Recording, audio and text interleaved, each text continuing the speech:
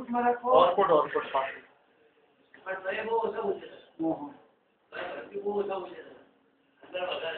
पड़ी जात तू हाल चालू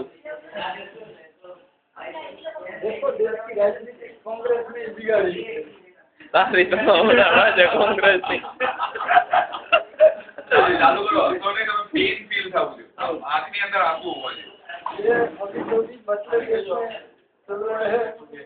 उसकी वो देश को कांग्रेस की देन है। अगर कांग्रेस पार्टी सही रास्ते पर अगर चली होती सही शासन लाई उसके भारत में तो आज ये सब मामले हमारे सामने नहीं आए थे। ये माओवाद कोई भी तरह से हमारे इंडिया से भी सपोर्ट करते हैं चाइना हमारे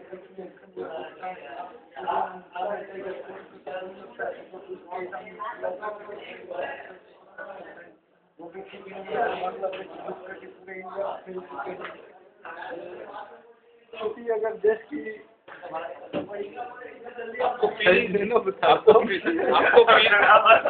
आपको ये एक्सीडेंट के अंदर ये किस पार्टी का